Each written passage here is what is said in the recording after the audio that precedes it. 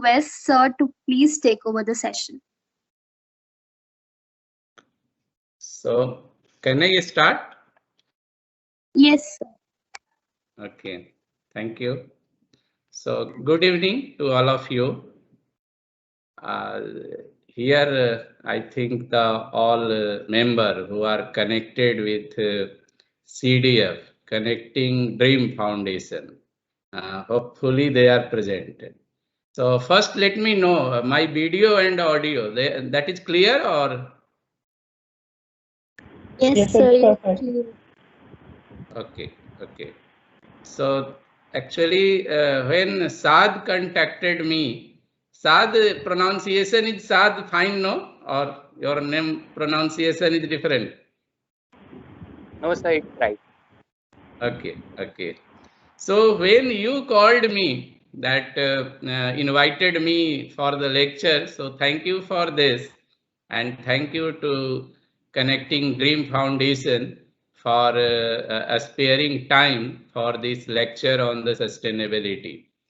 So when Saad called me and he told me that Connecting Dream Foundation is there, and he invited me for this talk, then it strikes in my mind a very peculiar word, and I think it's very good, Connecting Dream Foundation.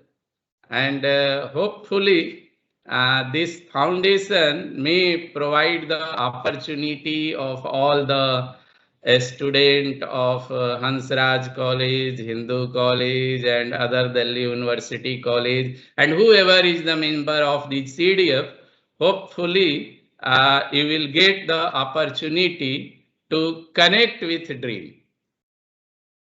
Also, I asked with him that what should be the language, and he told me that we can comfortable in both English and Hindi, so I can use any language. So normally from corporate side, we prefer English, and every times we give the speech in English. I don't see in public domain any of my speech is there in Hindi. But today I will like to speak in Hindi. And ये देखते हैं कैसा हिंदी में speech रहता है. ये मेरा पहला लेक्चर होगा पब्लिक डोमेन में हिंदी में. वैसे तो हिंदी हम बोलते हैं. मैं बिहार से हूँ तो हिंदी बहुत अच्छा से जानता हूँ, लेकिन जब स्पीच देने की बात आती है तो ज़्यादातर जो वर्ड है, जो बोलने का तरीका है, so several times we found comfortable in English. लेकिन अभी क्योंकि आप लोग कनेक्टेड है, संडे है, कोई ऐसा फॉर्मल मुझे ये मीटिंग नहीं दिख रही है, तो इनफॉर्मल वे में हिंदी में मैं थोड़ा कोशिश करूंगा क्लियरिटी देने का, और मैं भी एक कोशिश करूंगा कि आप लोगों को एक ड्रीम से कनेक्ट करूं, और वो ड्रीम सस्टेनेबिलिटी का ड्रीम रहेगा. तो देखते हैं कि मैं कनेक्ट कर पाता हूं आप लोगों को उस सस्टेनेबिलिटी के ड्रीम से या नहीं. मैं जो कहना चाहता हूं वो क्लियरिटी दे पाऊंगा कि नहीं, ये बाद में पता चलेगा. लास्ट में हम लोग क्वेश्चन आंसर सेशन में बात करेंगे, और किसी को ऐसा लगे कि कहीं कोई अनक्लियर है या कोई डाउट है या कोई और क्वेश्चन करना चाहता है, तो एंड ऑफ सेशन हम लोग डिस्कस करेंगे. तो अभी टॉपिक पर आते हैं. टॉपिक जो मैंने बोला कि मैं कोशिश करूंगा आप लोगों को कि सस्टेनेबिलिटी के ड्रीम से कनेक्ट करूं. और सस्टेनेबिलिटी के ड्रीम का मतलब है कि एसटीजी, सस्टेनेबल डेवलपमेंट गोल्स, और जो 17 गोल हैं वो मेरे ख्याल से 17 ड्रीम है. और उससे यदि कनेक्टिंग ड्रीम फाउंडेशन आप लोगों को कनेक्ट करता है, बहुत अच्छी बात है, क्योंकि आप देखेंगे एसटीजी जो भी 17 एसटीजी है वो ड्रीम की ही बात करती है. वो बात करती है कि no poverty, no hunger, pollution free environment, happiness to all. So जो ये अभी आज के डेट में आप पूरी दुनिया में ये बात करेंगे कि कोई भूखा ना रहे, कहीं गरीबी ना हो, सब खुशहाल हो और पॉल्यूशन फ्री इन्वायरमेंट हो, तो अभी आज के डेट में तो ये ड्रीम ही लगता है कि ये हम लोग 2030 तक अचीव कर पाएंगे पूरी दुनिया में। लेकिन उस SDG के ड्रीम से आज मैं आप लोगों को कनेक्ट करूंगा और ज्यादातर मैं कोशिश ये करूंगा बताने का कि कारपोरेट में हम लोग क्या कर रहे हैं। लेकिन बिफोर गोइंग टू प्रेजेंटेशन, इसके बैकग्राउंड में मैं आप लोगों को ये बताना चाहता हूं कि सबसे बड़ा दुनिया में जो आज प्रॉब्लम है, इशू है, वो क्लाइमेट चेंज का है और ये हर आदमी रिकॉग्नाइज कर रहा है। यूनाइटेड नेशन ने भी रिकॉग्नाइज किया है और दुनिया के हर कंट्री में लोग ये रिकॉग्नाइज कर रहे हैं कि सबसे बड़ा इशू दुनिया का यदि कोई है तो वो climate change. So global warming, and because of global warming climate change is happening. और उसमें ऐसा है कि यदि ग्लोबल टेम्परेचर, जो ग्लोबल एवरेज टेम्परेचर है, वो यदि 2 डिग्री सेल्सियस से ऊपर जाता है तो बहुत बड़े, मतलब एक तरह से हम लोग बोल सकते हैं कि वो एक एटम बम की तरह है। और हम लोग जानते हैं कि यदि 2 डिग्री सेल्सियस से अबव गया तो उसका इफेक्ट ऐसा होगा जैसे कोई एटम बम फटता है और ऐसा हम लोग सोचते हैं कि पूरी दुनिया तबाह हो जाएगी। इसी तरह से ये क्लाइमेट चेंज का भी इशू है और वो एक ऐसा इशू है जो एक टाइम बम की तरह है। हम लोग जानते हैं यदि हम लोग मेजर्स नहीं लिए और कार्बन इमिशंस को कम नहीं किए, ग्लोबल टेम्परेचर को बढ़ने से नहीं रोका, तो वो एटम बम एक्सप्लोड करेगा in terms of climate change. लेकिन एक बहुत पिक्यूलियरिटी इसके साथ ये है कि एटम बम एक्सप्लोड करता है तो, या कोई भी टाइम बम एक्सप्लोड करता है तो वो अपने टाइम पे करता है, उससे पहले कोई लॉस नहीं होता है। लेकिन क्लाइमेट चेंज एक ऐसा इशू है जो अपने टाइम पर एक्सप्लोड करने के पहले भी डे टू डे भी लॉस हो रहा है।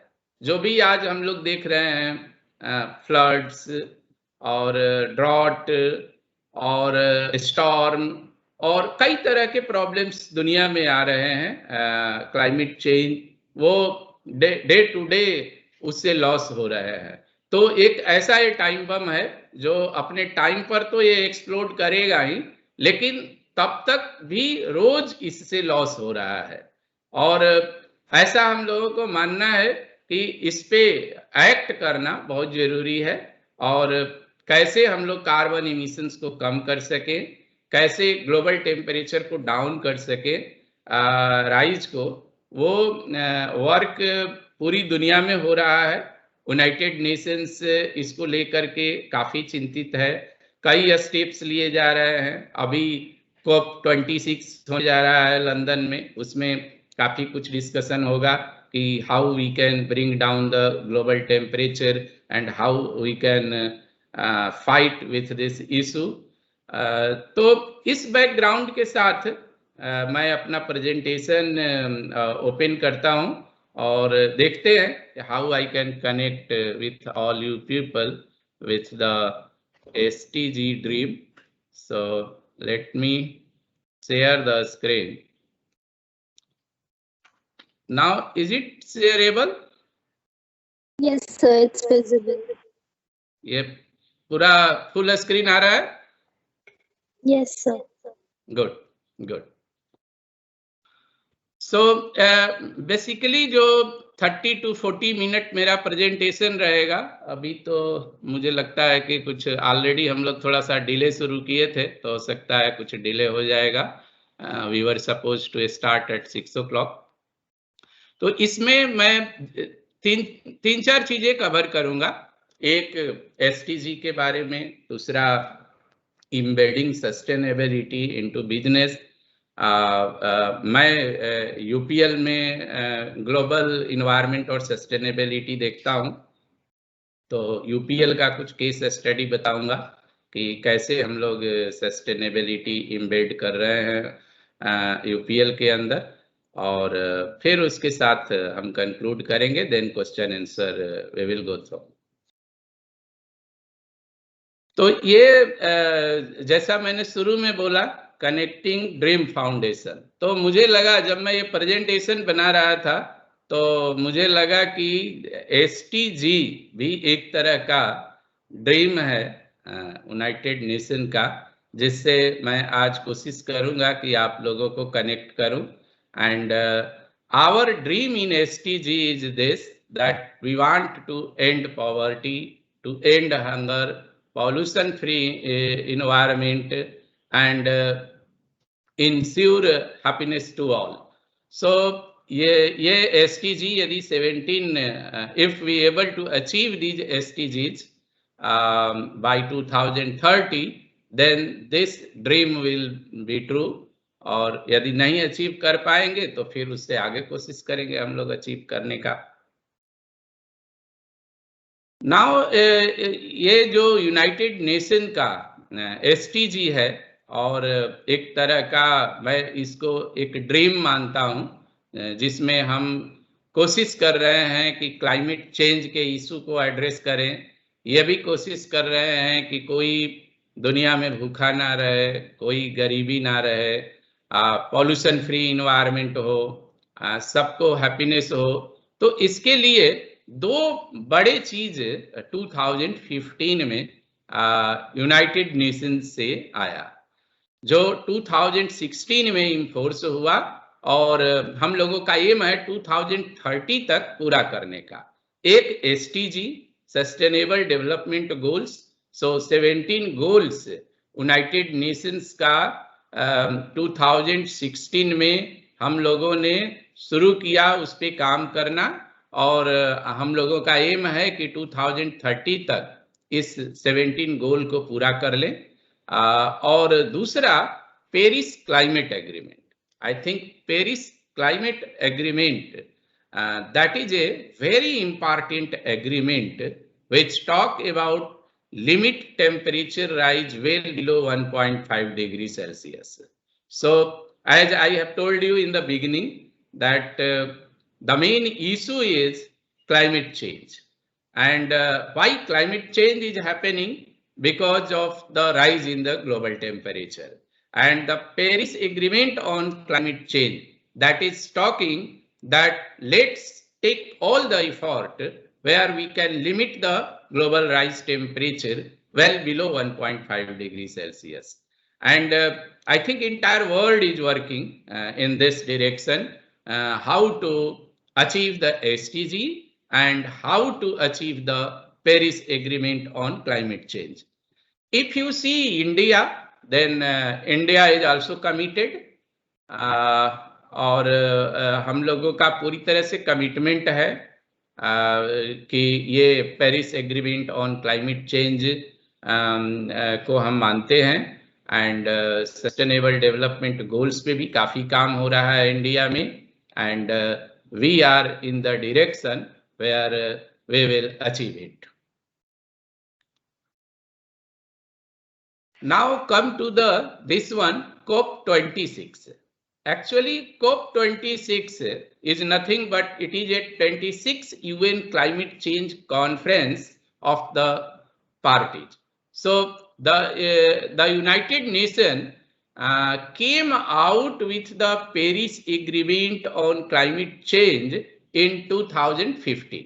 तो वो COP21 हम लोग बोलते हैं उसको, और COP21 काफी पिक्यूलियर था क्योंकि उसी में Paris agreement on climate change आया, और सारे दुनिया के लोग लगभग 194 या 197 nation, 197 nation, they have signed and agreed and adopted the Paris Agreement on climate change.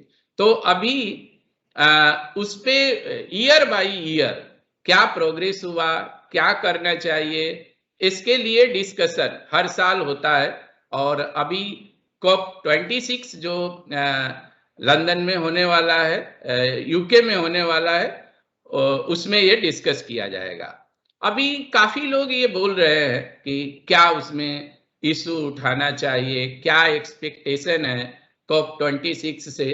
तो जो मेरा अपना पर्सनल एम है, कई इंडस्ट्रियल एसोसिएशन में भी मैं अभी बात किया, और हम लोगों के देश के जो इंडिया के इन्वायरमेंट मिनिस्टर हैं जावड़ेकर जी, उन्होंने भी अभी ओपनली इनवाइट किया है कि लोग बताएं कि क्या हम लोगों को इशू उठाना चाहिए COP26 में, what is our expectation from the COP26. So I have shared my view in a lot of industrial association, and I think this expectation will reach to the Minister of Environment. तो मेरा जो अपना मानना है कि 3 हम लोगों को एक्सपेक्टेशन है इस COP26 से। पहला एक्सपेक्टेशन है कि जो हम लोगों का एम है global carbon neutrality by 2050, means 2050 तक कार्बन इमिशन 0 हो जाए पूरी दुनिया से, तभी हम 1.5 डिग्री सेल्सियस से टेम्परेचर को बिलो मेंटेन कर पाएंगे। तो वो एक एक्सपेक्टेशन है कि COP26 में उस पे कुछ डिस्कशन हो और उसमें ऐसा कुछ निकल के आए जिससे लोगों को ये भरोसा हो कि हाँ, उस डायरेक्शन में हम लोग काम कर रहे हैं, and we will able to achieve carbon neutrality by 2050, and we can able to transform the entire world into 1.5 degree Celsius. दूसरा जो एक्सपेक्टेशन है हम लोगों का, खासकर ये एक्सपेक्टेशन केवल इंडिया का नहीं है, सभी डेवलपिंग कंट्री का है कि developed nation to give 100 billion per year to developing countries in their battle against climate impact. So जैसा मैं आप लोगों को बता रहा था, इन COP21 जो पेरिस एग्रीमेंट हुआ, पेरिस एग्रीमेंट में काफी डेवलपिंग नेशंस का ग्रीवांस था कि डेवलप्ड कंट्रियों ने तो पहले ही काफी इंडस्ट्रियलाइजेशन कर लिया है, तो अभी डेवलपिंग नेशन पर क्यों ये लगाया जाए कि वो कार्बन इमिशन ज्यादा नहीं कर सकते हैं, वो तो अभी अपने को डेवलप किए नहीं है। तो फाइनली ये एग्रीमेंट हुआ कि डेवलप्ड कंट्री जो पहले ऑलरेडी कार्बन इमिशन ज्यादा कर चुके हैं थ्रू इंडस्ट्रियलाइजेशन, वो लोग डेवलपिंग कंट्री को हर साल 100 बिलियन US$ देंगे, जिससे कि डेवलपिंग कंट्री उससे नई टेक्नोलॉजी और they can fight the battle against climate change. लेकिन अभी तक टेबल पर आया नहीं वो 100 बिलियन US$ पर ईयर का जो प्रॉमिस था। मुझे उम्मीद है कि ये जो यूके में COP26 का UN का कॉन्फ्रेंस होने जा रहा है, इसमें हम लोगों के इंडिया के तरफ से काफी अच्छा से इसको उठाया जाएगा कि डेवलप्ड नेशन कंट्रीब्यूट करें 100 बिलियन US$ डेवलपिंग कंट्रीज को, क्योंकि ये ऑलरेडी प्रॉमिस्ड है पेरिस एग्रीमेंट में। और ये केवल इंडिया की ही बात नहीं है, ये सभी डेवलपिंग कंट्री को, और ये जरूरत है, क्योंकि यदि उनको ये नहीं दिया गया तो उनके लिए बड़ा मुश्किल होगा कार्बन इमिशन रिडक्शन पे काम करना। और तीसरा जो है वो है कि we should focus on sustainable agriculture to feed the world sustainably. Actually आप लोग SDG सेकेंड देखेंगे, जीरो हंगर। तो जो जीरो हंगर SDG है वो एक बहुत बड़ा चैलेंज फार्मर्स के लिए लाया है, खासकर एग्रीकल्चर के लिए, कि यदि हम लोगों को 2030 तक सबको फूड की व्यवस्था करना है तो 80% हम लोग सब लोग जानते हैं कि फूड केवल एग्रीकल्चर से आता है, और एग्रीकल्चर में 70% वाटर कंज्यूम होता है पूरे दुनिया का, और 30% एनर्जी कंज्यूम होता है। अब जब हम लोग प्रोडक्शन को बढ़ाएंगे, एग्रीकल्चर में फूड प्रोडक्ट को बढ़ाएंगे, तो डेफिनेट है कि उसमें ज्यादा एनर्जी कंजम्पशन होगा, एनर्जी डिमांड ज्यादा होगा, वाटर डिमांड ज्यादा होगा। दूसरी तरफ हम लोगों का पेरिस एग्रीमेंट और क्लाइमेट चेंज है कि हम लोगों को एनर्जी कंजम्पशन को रिड्यूस करना है, कार्बन एमिशन को रिड्यूस करना है, वाटर को रिस्पॉन्सिबली यूज करना है। तो वो तभी फार्मर्स कर सकते हैं जब उनको हम लोग ऐसी टेक्नोलॉजी दें जिससे कि कम एनर्जी में और कम वाटर से वो ज्यादा से ज्यादा प्रोडक्शन कर सके। और ये करने के लिए उनको हेल्प चाहिए। और अभी जो क्लाइमेट फंड है, जो भी क्लाइमेट फंड हम लोगों ने दुनिया में बनाया है, आप लोग देखेंगे तो ग्लोबली केवल 3% उस फंड का एग्रीकल्चर में जाता है, जबकि पूरी दुनिया में देखा जाए तो ये पूरा प्रूव हो चुका है कि क्लाइमेट चेंज का जो सॉल्यूशन है वो लगभग 30%, मोर देन 30% सॉल्यूशन में come from the agriculture and forest. तो ऐसा मेरा मानना है कि यदि 30% क्लाइमेट चेंज का सॉल्यूशन एग्रीकल्चर और फॉरेस्ट से आ रहा है, तो जो क्लाइमेट फंड है वो 3% ही वहां नहीं जाना चाहिए, उसका भी एलोकेशन लगभग 30% के नियर अबाउट होना चाहिए, और जिससे कि ज्यादा से ज्यादा नई टेक्नोलॉजी और नए मैकेनिज्म फार्मर्स को मिले और वो ज्यादा से ज्यादा किसान हम लोगों का प्रोडक्शन कर सके। तो ये 3 चीजें हैं जो हम लोगों का एक्सपेक्टेशन है ये COP26 से। इसके अलावा और भी बहुत लोग सजेशन दे रहे हैं, बहुत चीजों पे बात हो रही है। लेट अस सी कि क्या होता है COP26 में, बट हम लोगों को बहुत उम्मीदें हैं ये COP26 से। नाउ ये एक स्लाइड मैं आप लोगों को शो करना चाहता हूं। इसमें थोड़ा सा लगेगा कि जो मैं फ्लो में जा रहा हूं उससे हट के इस पे आ गया, लेकिन ये जिस भी कॉलेज इंस्टीट्यूशंस में मैं जाता हूं तो ये स्लाइड शो करता हूं। और ये शो करने का मतलब मेरा ये होता है कि जो आज क्लाइमेट चेंज का मेन इशू है और global warming, carbon emission, environmental degradation, ये मैं ये बताने की कोशिश करता हूं कि ये इंडिया की वजह से नहीं है। और इसमें आप लोग डेटा देखेंगे तो समझ में आएगा।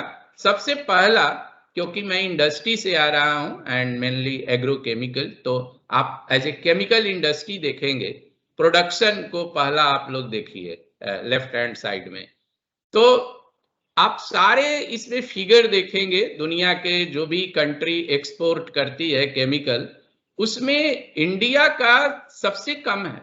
इंडिया केवल 41 बिलियन यूएस डॉलर का एक्सपोर्ट करती है केमिकल सेक्टर में, वेयर एज आप यूनाइटेड स्टेट्स को देखिए तो 206 billion US dollar. Even Switzerland जो इतनी छोटी कंट्री है, बहुत ही छोटी कंट्री है इंडिया के मुकाबले में, वो भी 100 बिलियन यूएस डॉलर का मैन्युफैक्चरिंग करके केमिकल का एक्सपोर्ट करती है दुनिया में।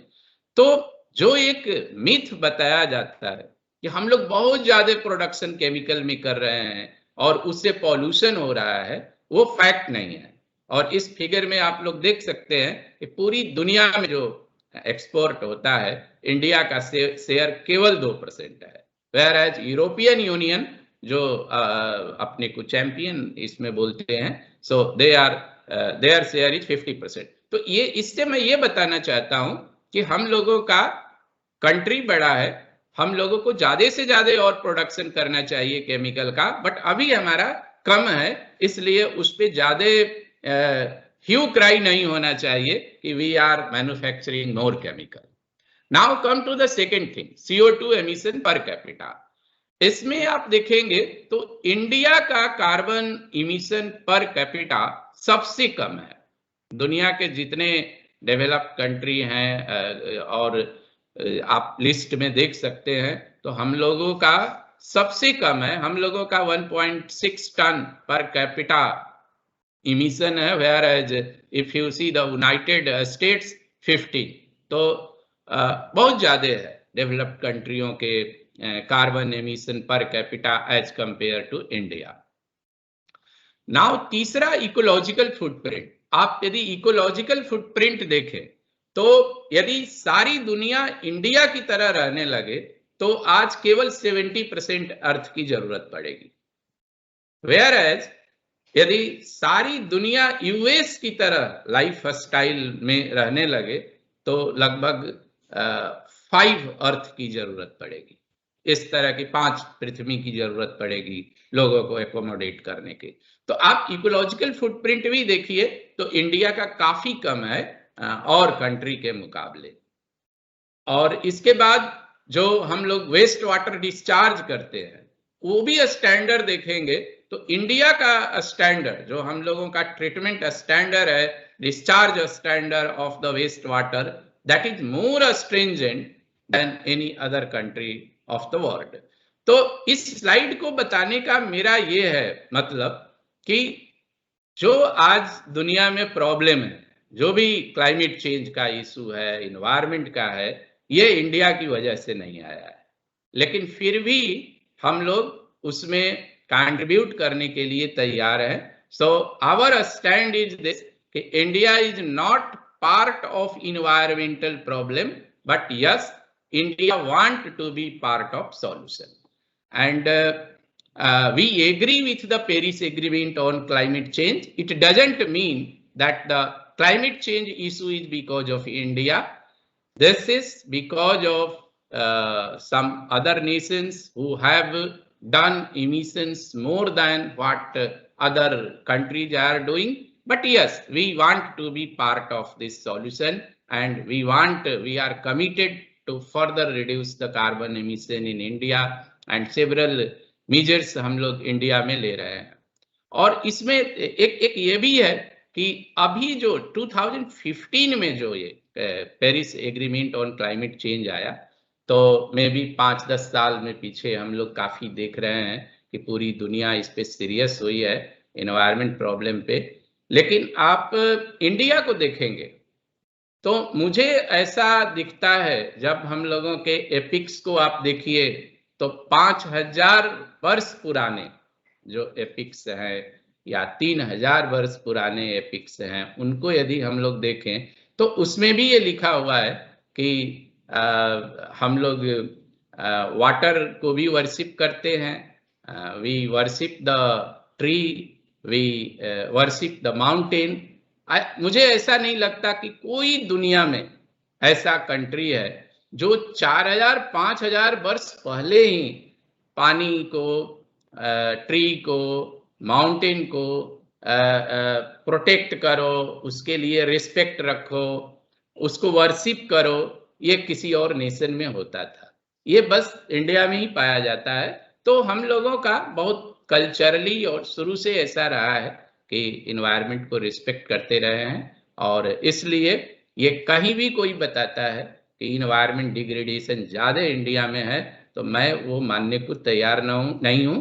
और ये डेटा भी ऐसे बता रहे हैं कि India is well ahead, India is a very good place as far as the environmental pollution is concern.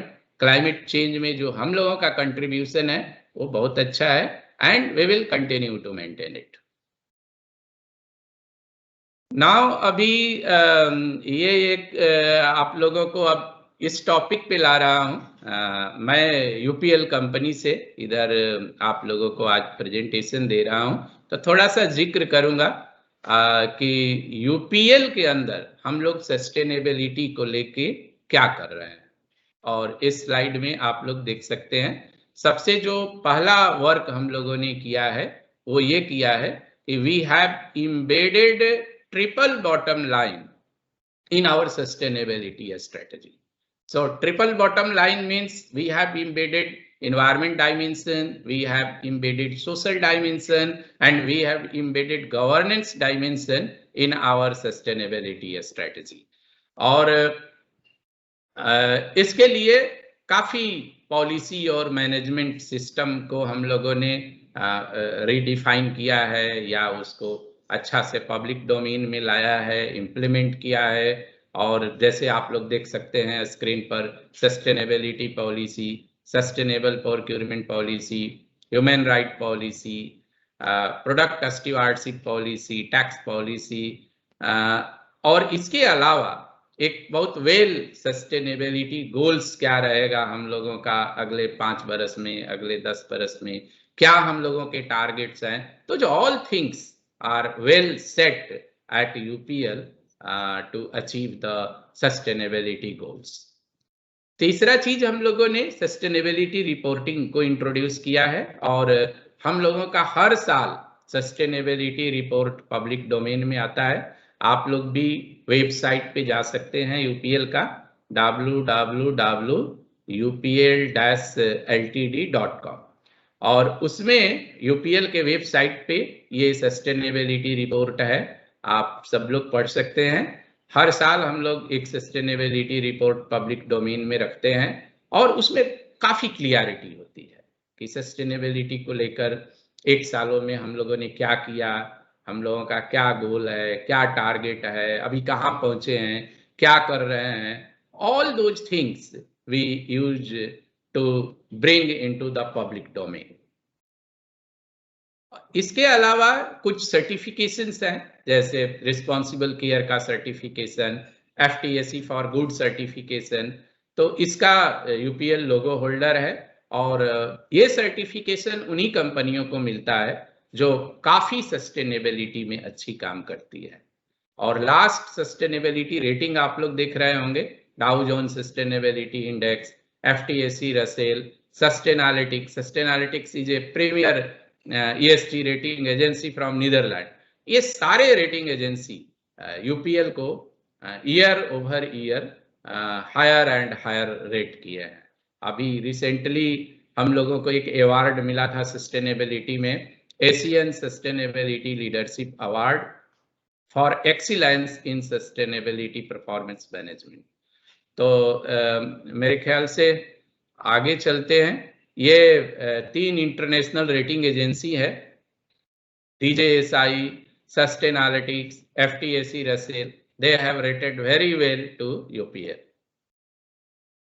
Now ये कुछ हम लोगों के परफॉर्मेंस हैं यूपीएल में, हम लोग क्या कर रहे हैं, कोशिश कर रहे हैं कि कैसे Paris agreement on climate change उसको अचीव करें, SDG को अचीव करें। उस डायरेक्शन में हम लोगों के मैन्युफैक्चरिंग प्लांट के ये कुछ रिजल्ट्स हैं जो आप लोगों के साथ मैं शेयर कर रहा हूं। वाटर में आप देखेंगे, so we have reduce specific water consumption 21% from the 2015-16 baseline. In carbon emission, we have done excellent work by reducing 26% from 15-16 baseline. In a specific waste disposal, we have reduced 45% from the 15-16 baseline. तो हम लोगों के manufacturing plant में sustainability को लेके काफी focus रहता है और हम लोग एक टारगेट सेट किए हुए हैं कि पहला टारगेट जब पेरिस एग्रीमेंट आया 2016 में, तो 2016 में हम लोग भी यूपीएल में एक टारगेट लेके आए कि 2020 तक 30% हम water, CO2 and waste reduce कर देंगे। और आप लोग देखेंगे कि अभी 2020 खत्म हुआ है, 2021 तक ये रिजल्ट है जिसमें लगभग नियर हम लोग हैं 30% के।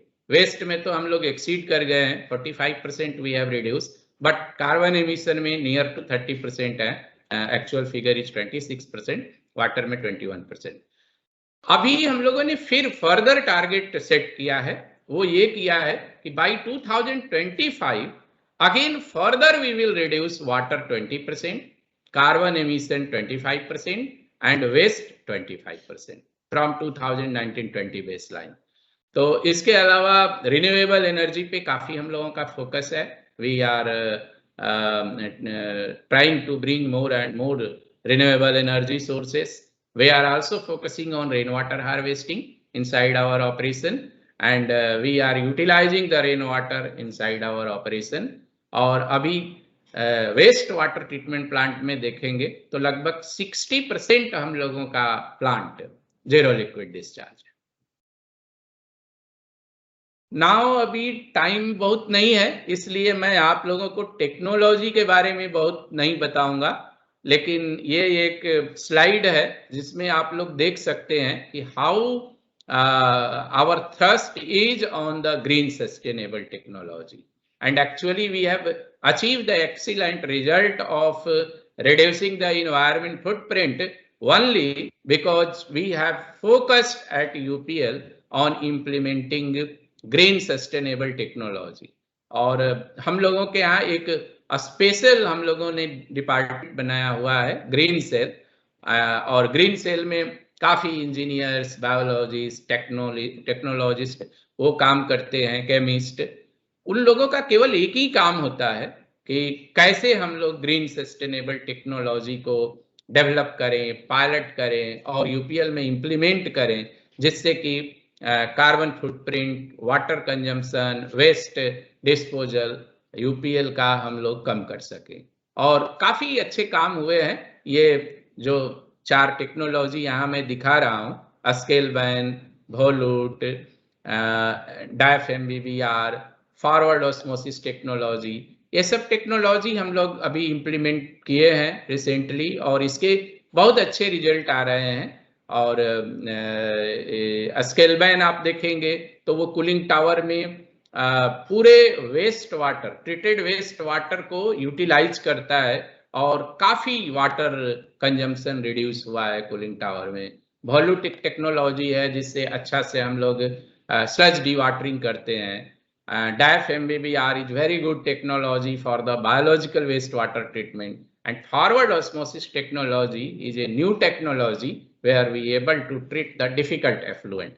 तो इस पे बहुत ज्यादा मैं नहीं बताना चाहता हूँ बिकॉज टाइम कम है, बहुत समय लग जाएगा। मेरे ख्याल से 2-2.5 घंटा तो केवल ये टेक्नोलॉजी पे मैं बात करूँ तो लगेगा, लेकिन थोड़ा आप लोगों को फ्लेवर दिया। किसी को इंटरेस्ट होगा तो वो मुझे ईमेल भेज सकता है, कांटेक्ट कर सकता है। We are free and we love to provide the information related to these technologies.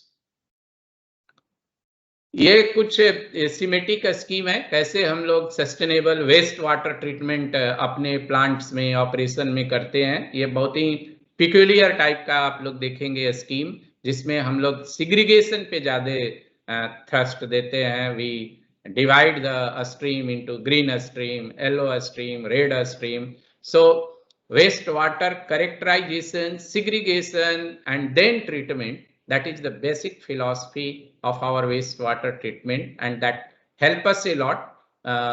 But ये भी काफी समय लगेगा एक्सप्लेन करने में, बट इससे थोड़ा आप लोगों को समझ में आ जाएगा कि what kind of measures at UPL we are taking for the wastewater treatment and wastewater management.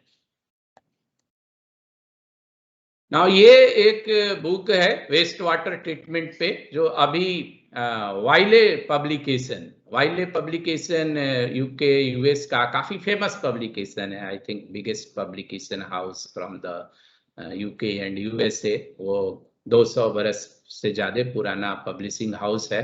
उसने अभी रिसेंटली मेरा वेस्ट वाटर ट्रीटमेंट का बुक पब्लिश किया है। उस बुक का नाम है waste water treatment technologies design considerations और ये अभी मार्च 2021 में रिलीज हुई है ये बुक। और ये मैंने सोचा कि आप लोगों को शेयर करूं। यदि किसी को इंटरेस्ट होगा वेस्ट वाटर ट्रीटमेंट में तो इस बुक के अंदर काफी अच्छे इंफॉर्मेशन है। Global perspective of waste water treatment, waste water characteristics. मैंने इसके अंदर लगभग 30 से ज्यादा इंडस्ट्री का समरी इसमें रखा है कि what kind of waste water characteristics happen in those 30 kind of industries.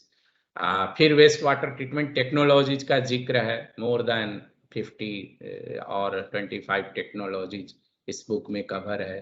Then design consideration, कैसे एक आम आदमी डिजाइन कर सकता है वेस्ट वाटर ट्रीटमेंट का, तो वो सारा methodology, design criteria, those all are there in this book. Advanced sustainable wastewater treatment technology, zero liquid discharge and operational excellence and troubleshooting. So all those are incorporated in this book. इसको वाइले का जो library है online, वहां से भी आप लोग order कर सकते हैं, परचेज कर सकते हैं इसमें। इसके अलावा अमेजॉन, वहाँ भी ये है। सो अमेजॉन से भी इस लिंक के थ्रू ये बुक मिल सकती है। इसके अलावा और भी कई ई कॉमर्स साइट पर वाइले ने इसको डाला है और ये सब दुनिया के अलग अलग ई कॉमर्स साइट है जहाँ हर जगह ये अवेलेबल है। तो वर्ल्ड वाइड कहीं भी ऑनलाइन ऑर्डर किया जा सकता है। And this book is available on waste water, written by me. Now अभी टाइम तो अभी 5-10 मिनट में हो जाएगा, लेकिन मैं थोड़ा सा कुछ रेगुलेशंस के बारे में आप लोगों को जिक्र करना चाहता हूं। अभी रिसेंटली 2-3 महीना में कुछ नए नए इंटरनेशनल इन्वायरमेंटल रेगुलेशन और जजमेंट आया है, जो हम लोगों को समझना चाहिए कि किस डायरेक्शन में दुनिया जा रही है। तो पहला है European union green deal which sanctions euro 1 trillion to the European Union country for the becoming a zero carbon emission bloc। तो ये लिंक मैंने इसमें दिया हुआ है, डिटेल आप लोग ये जो लिंक को क्लिक करेंगे तो सब मिल जाएगा। बट बेसिकली ये है कि यूरोपियन यूनियन ने लगभग 1 ट्रिलियन यूरो उन्होंने इसलिए सैंक्शन किया है कि जो भी जीरो कार्बन एमिशन के डायरेक्शन में यूरोपियन यूनियन कंट्री काम करती है तो उनको हेल्प करने के लिए। और आई थिंक ये बहुत अच्छा है कि वो यूरोपियन यूनियन अपने कंट्रीज के लिए ये फंड क्रिएट कर रहे हैं। लेकिन यहाँ मेरा यही कहना है कि उनको जो पेरिस एग्रीमेंट में जो उन्होंने प्रॉमिस किया कि यूरोपियन यूनियन के जो भी डेवलप्ड कंट्री हैं या यूएस है, जो भी डेवलप्ड कंट्री दुनिया के हैं, उन लोगों ने प्रॉमिस किया कि 100 बिलियन यूएस डॉलर वो डेवलपिंग नेशन को देंगे, but they should fulfil that promise also. हम लोगों का उम्मीद है कि वो भी वो करेंगे और ये भी अच्छा है, कोई इसमें प्रॉब्लम नहीं है। दूसरा है कि अभी जर्मनी के पार्लियामेंट ने अभी एक रूल इनैक्ट किया है जिसमें सप्लाई चेन एक्ट पास किया है, and as per this act German parliament passed a supply chain act to pay fines of up to 2% of their annual global turnover if they violate the rules। तो जो भी company है Germany में, यदि वो supply chain act को violet करेगी तो 2% का उस पे फाइन करने का ये एक्ट है। तो ये भी अच्छा है, इसके चलते काफी जो कंपनी वहां काम कर रहे हैं वो कार्बन एमिशन को नीचे लाएंगी, and they will try to embed the SDG as well as the sustainability in their operation. तीसरा, European carbon border tax on import. ये काफी थोड़ा सा प्रॉब्लम करने वाला रूल है, अभी यूरोप बनाने जा रहा है। इसके अकॉर्डिंग क्या होगा कि कोई भी प्रोडक्ट, सपोज कीजिए इंडिया कोई प्रोडक्ट बनाया और एक्सपोर्ट किया यूरोप में, तो ये रूल ये कहता है कि जब वो प्रोडक्ट यूरोपियन बॉर्डर पे जाएगा तो वो ये देखेंगे कि इससे इस प्रोडक्ट का कार्बन इमिशन कितना है, और यदि कार्बन इमिशन यूरोप के बनाने वाली कंपनियों से ज्यादा है उस प्रोडक्ट पे, तो वो एक एक्स्ट्रा टैक्स लगा देंगे, तो वो और प्रोडक्ट कॉस्टली हो जाएगा। तो फिर दूसरे कंट्री से जहां पर इमिशंस उस प्रोडक्ट पे ज्यादा है, यदि वो प्रोडक्ट यूरोप में जाता है तो बेचना आसान नहीं होगा, वहां वो महंगा हो जाएगा। तो मुझे लगता है यूरोप के अंदर जो कंपनी मैन्युफैक्चरिंग कर रही है उनको हेल्प करने के लिए ये एक्ट लाया जा रहा है। But just I have given you the information, ये भी एक इंटरनेशनल स्तर पे हो रहा है। लास्ट है Netherland court order oil giant Shell to cut 45% emission by 2030। ये अभी रिसेंटली 1-2 महीना पहले नीदरलैंड का एक कोर्ट ने जजमेंट दिया है कि जो सेल कंपनी है, ऑयल कंपनी वो है, मैं ऑलरेडी सेल में काम कर चुका हूँ, इससे पहले मैं सेल में काफी दिनों तक नीदरलैंड में काम किया हूँ, उनका इन्वायरमेंट देखता हूँ। सो सेल कंपनी को एक नीदरलैंड का कोर्ट ने ऑर्डर किया है कि 45% इमिशन उसको कट करना पड़ेगा 2030 तक। तो ये सब रिसेंट इंटरनेशनल एक्ट हैं जो आ रहे हैं, और इससे एक ही लेसन मिल रहा है कि now the entire world is serious on the climate change and we cannot do business as usual. अपने जो तरीका है बिजनेस करने का, जो तरीका है मैन्युफैक्चरिंग करने का, उसमें बदलाव लाना पड़ेगा, सबको बदलाव लाना पड़ेगा। जितना कम से कम हो सके कार्बन एमिशन हो वो कोशिश करना पड़ेगा, और सबको कोशिश करना पड़ेगा कि कैसे अपने बिजनेस को हम लोग 1.5 डिग्री सेल्सियस वर्ल्ड में ट्रांसफॉर्म कर सके. So I think this is the lesson from this recent judgment and act. अभी एसटीजीज में आप लोग देखेंगे जो 17 एसटीजी है, यूपीएल के अंदर हम लोगों ने 5 एसटीजी को प्रियोरिटाइज किया है और इस 5 एसटीजी पे हम लोग काफी काम कर रहे हैं. ये हम लोगों के लिए प्रायोरिटी एसटीजी है क्योंकि ये डायरेक्ट हम लोगों के बिजनेस से ये संबंध रखता है. तो STG number 2, STG number 3, STG number 7, STG number 9 and STG number 12, ये 5 एसटीजी को हम लोगों ने प्रायोरिटाइज किया है. और ये एक हम लोगों का यूपीएल का सस्टेनेबिलिटी ड्रीम है बाय 2025. और पहला है कि we will reduce 20% water, 25% carbon emission, 25% waste intensity from baseline 2019-20. तो पहला गोल है रिड्यूस इन्वायरमेंट फुटप्रिंट का. दूसरा गोल है 2025 का enhance world food security. So there we want to bring our product where sustainable and innovative product should come which will help the farmer to feed the world sustainably. और हम लोग काफी biological product ला रहे हैं. एक जेबा product लाए हैं जो फार्मर्स यदि वो जेबा को यूज करेंगे तो बहुत कम पानी में उनको अच्छा प्रोडक्शन मिल सकता है, प्रोडक्शन उसमें ग्रोथ हो सकता है और कम वाटर में ज्यादा से ज्यादा प्रोडक्शन उसमें हो सकता है. एक एस्टिमेट के according 15 to 20% less water is required if you are using the Zeba. Third goal है इनहांस सस्टेनेबल सोर्सिंग. तो हम लोगों का सस्टेनेबल सोर्सिंग पर काफी ड्राइव है कि जो हम लोगों के सप्लायर रॉ मटेरियल सप्लाई करते हैं वो भी सस्टेनेबिलिटी को इम्बेड करें, वो भी कार्बन एमिशन को कम करें. तो इसके लिए सस्टेनेबल सोर्सिंग करके हम लोगों का गोल है कि we will achieve 60% sustainable sourcing. And last है स्ट्रेंथन कम्युनिटी वेलबींग, जिसमें अभी हम लोगों ने टारगेट लिया है कि we will impact 3 million people through our education, health and sanitation programme. So I think ये है. अभी कितना टाइम है कोई बता सकता है? Hello sir, it's 6:57. तो अभी मैं एंड करूं या एक 10 मिनट का वीडियो है इसको चलाऊं, क्या करूं? So you can take 10 minutes. Okay. तो एक अभी मैं वीडियो रन करता हूं. अभी किसी मैगजीन ने इसको पब्लिश किया था.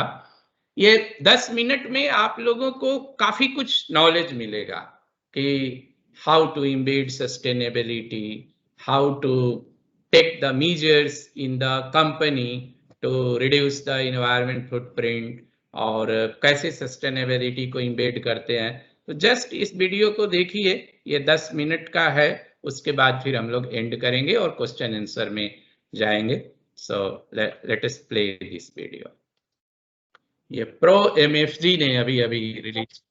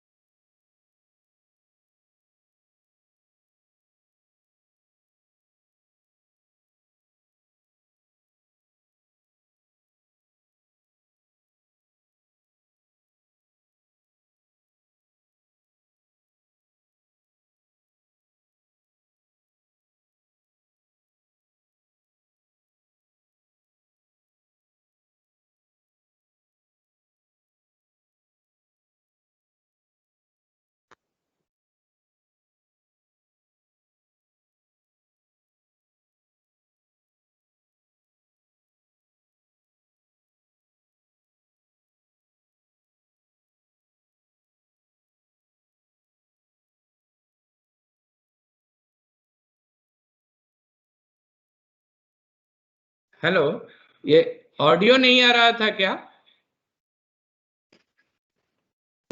No, sir.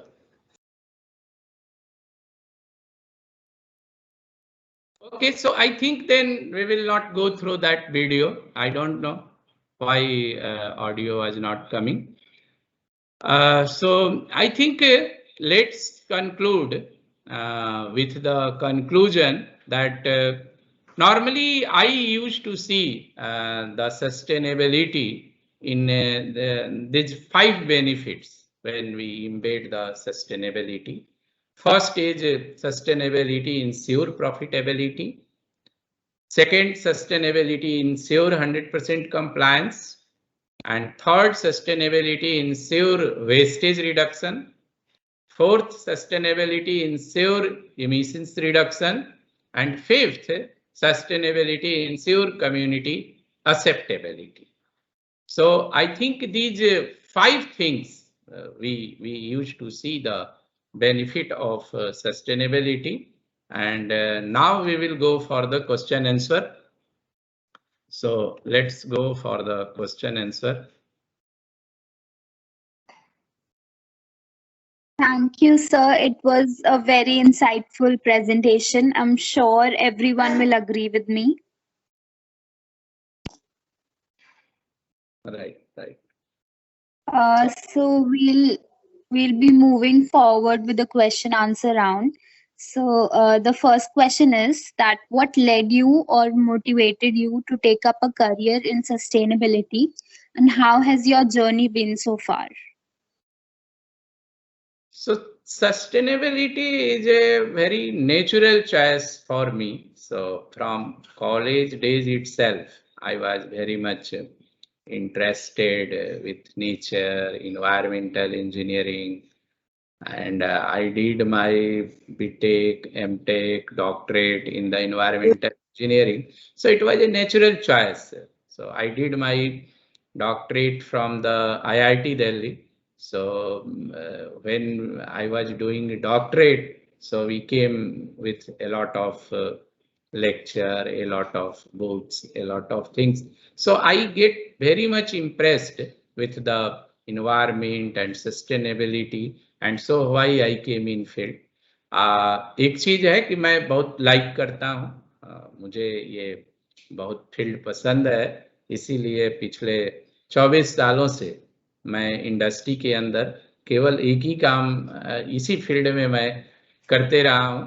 कई कंपनी में मैंने काम किया हुआ है। पहले पेंटेयर थी यूएस की एक कंपनी, फिर मैं सेल नीदरलैंड में गया, वहाँ सस्टेनेबिलिटी पे काम किया। फिर यूनिलीवर का मैं काफ़ी दिनों से इंचार्ज था, वहाँ भी सस्टेनेबिलिटी ही देखता था। अभी यूपीएल में पिछले 5 सालों से हूँ, इधर भी सस्टेनेबिलिटी, इन्वायरमेंट, ग्रीन सेल, ये तीनों डिपार्टमेंट को मैं देखता हूँ। सो ये काफ़ी मेरे लिए नेचुरल चॉइस का सब्जेक्ट है, इसमें पैशन है, काम करते हैं, अच्छा लगता है। It's a great initiative, sir. So my second question is, how can students learn to incorporate green practices in their newly established startups? So newly startup के लिए थोड़ा चैलेंज होता है, क्योंकि उनके लिए फंड का भी प्रॉब्लम रहता है और नॉलेज का भी प्रॉब्लम रहता है, क्योंकि वो उतने स्किल्ड लोगों को शुरू में हाई सैलरी दे के नहीं रख सकते हैं। लेकिन मुझे ऐसा लगता है कि sustainability is a also kind of behaviour.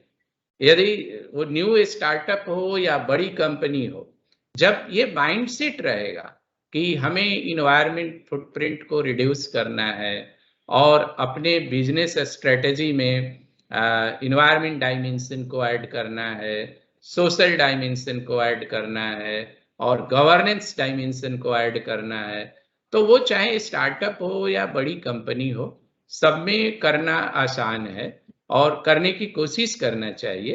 मेरा जो एक्सपीरियंस है कि sustainability is for the profitability of business.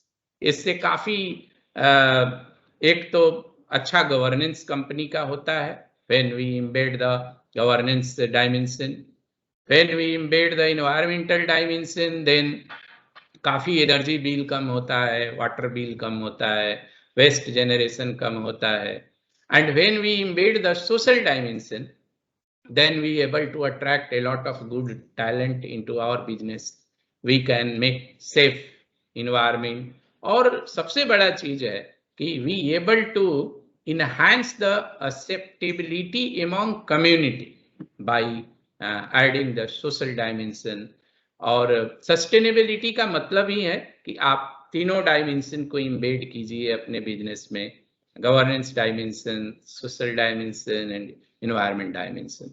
तो मेरे ख्याल से स्टार्टअप को भी शुरू से ही सस्टेनेबिलिटी को इम्बेड करना चाहिए, और जैसे जैसे वो ग्रो होंगे वैसे वैसे they will feel more and more good impact of embedding sustainability into their business. Definitely, sir. Most people think that sustainable development only refers to environmental protection. So, are they correct, or does it cover all the spheres? So, I think up to some extent they are correct, because environment is a very important part of sustainability, but it's not 100% true. Because as I told you, that sustainability means embedding triple bottom line into business. So we have to embed governance dimension, that is also sometimes we called economic dimension. Also, second is environment dimension, and third is the social dimension. So when you embed all these three dimensions, economic, environment, and social, then we can say that we have embedded sustainability inside our business or inside our business strategy. So coming to your question, yes, environment dimension is a very important dimension of sustainability, but it's not only. There is also other two dimensions which need to be added, governance dimension and the social dimension. Thank you, sir. My next question is, the COVID-19 pandemic has raised the number of people living in extreme poverty. So how does it affect the sustainable development plans of various countries? And what further improvements can be made in the plans to avoid such uncertainty in the future? So I think this coronavirus issue which came and sustainability now will be even more forefront agenda of the world. क्योंकि इसमें एक जब हम लोग देख रहे हैं, हालांकि पता नहीं ट्रू है या क्या है, बट कोरोना वायरस को लेकर के एक ये भी रिसर्च सामने आ रही है कि may be this is because of loss of biodiversity. And when there is a loss of biodiversity, then it's enable the viruses like coronavirus to transform from the animal to human being. And if there is a loss of biodiversity, then these kind of disease and these kind of viruses will start coming more and more from animal to the human being. अभी इसको 100% नहीं कहा जा सकता, काफी कई theory आ रही है कोरोना वायरस को लेके, तो अभी देखना होगा. लेकिन एक बहुत फैक्ट है कि सस्टेनेबिलिटी को इम्बेड करना पड़ेगा. ये जो क्लाइमेट चेंज का इशू है, पॉल्यूशन का है, अभी यदि इन्वायरमेंट पॉल्यूशन हो रहा है तो आपके उसमें immunity human being की कम होती है, and then you will get more and more affected with such kind of viruses. So I think people will now start implementing and embedding more sustainability because of all these crises and situations. Can't agree more, sir. So the next question is, what measures do you feel the Indian government is taking to incentivize private sectors and energy giants to adopt green energy sources? So I think several works going on. Still we have to do many things, because when we want to enhance renewable sources in private sector, then technology is needed, and initial capital investments are more. So government had to come out with certain policy that how they will compensate, or how they will help to promote more and more renewable energy in private sector. And I think the country like India, which is a developing country, so in developing nations, we have challenges of bringing sustainable technology. And so why in Paris Agreement on climate change, it was acknowledged and it was agreed that developed country will help developing nations by giving 100 billion US dollar per year fund to implement all these sustainable technologies. मुझे उम्मीद है कि India government भी कई तरह के आने वाले दिनों में अच्छी पॉलिसी लेकर आएगी, जिससे से ज़्यादा इंडस्ट्री मोटिवेट होगी इस तरह के टेक्नोलॉजी को इम्बेड करने के लिए। Thank you, sir. So the last question of the session. A lot of countries are trying to reach zero carbon emissions by 2050. Do you think that India can achieve this target? And if not, how much time will it require to do so? देखिए, ये मेरे सोचने का बात नहीं है। इस question में मैं थोड़ा एक करेक्शन करना चाहूंगा कि कोई चॉइस और ऑप्शन नहीं है, सबको करना पड़ेगा। 2050 तक जीरो कार्बन एमिशन जो टारगेट है यूएन का या पेरिस एग्रीमेंट क्लाइमेट चेंज का, ये कोई ऑप्शन नहीं है, ये तो मस्ट है, ये करना ही पड़ेगा। यदि ये नहीं किया गया तो बहुत बड़ा क्लाइमेट चेंज का इशू आएगा, मीन्स सर्वाइवल ही पॉसिबल नहीं है ह्यूमन बीइंग का। तो हम लोगों को करना है, ये जरूर करेंगे। India is committed for this and we will achieve this. हाँ, अब इसमें क्वेश्चन ये आना चाहिए कि कैसे करेंगे। I think that question will be A right question कि जो 2050 तक कार्बन न्यूट्रलिटी अचीव करना है तो इंडिया कैसे करेगी, और उस पे काफी वर्क की जरूरत है, काफी थॉट प्रोसेस की जरूरत है, कई चीजें उसमें आगे करने पड़ेंगे। और अभी उसका कोई खास कॉन्क्रीट आंसर ना मेरे पास है ना किसी के पास है, बट हाँ, अभी टाइम है और we are sure that we will able to achieve it and we will able to do it. Surely, sir. Thank you so much for this amazing session. Now I would like to call upon the president of CDF, Hansraj, to deliver the thank you speech.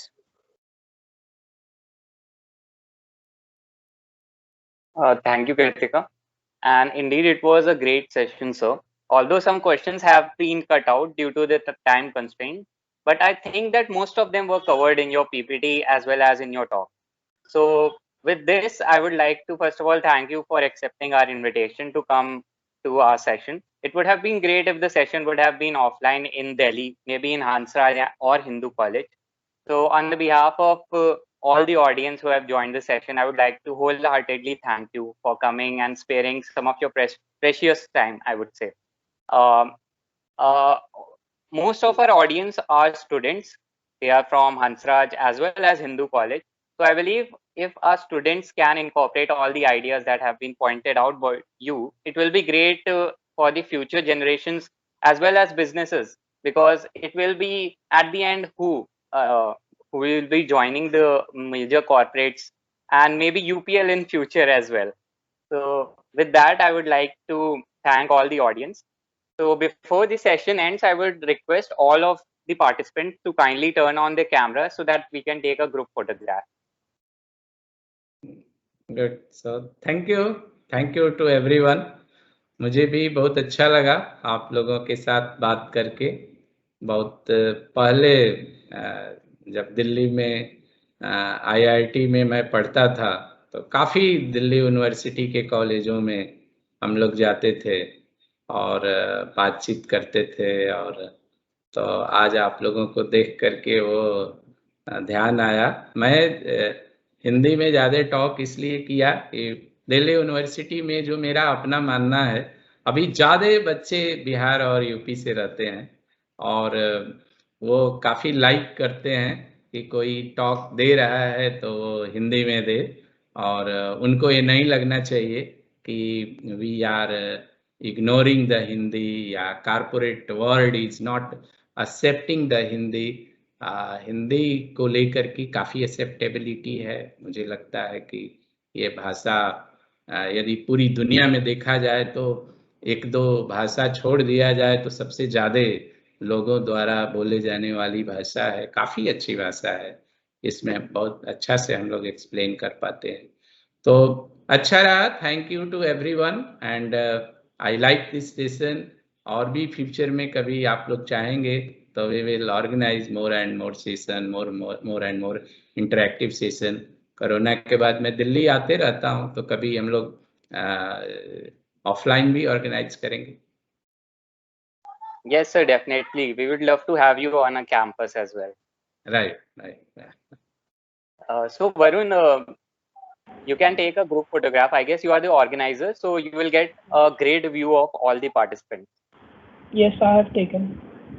Okay, thank you, Varun. Thank you so much, sir, for spending your time with us.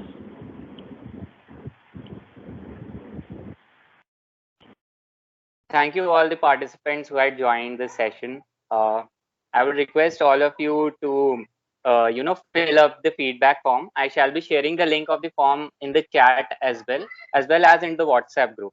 You will also get it via email as well. It will be great if you could give your feedbacks of how the session has been.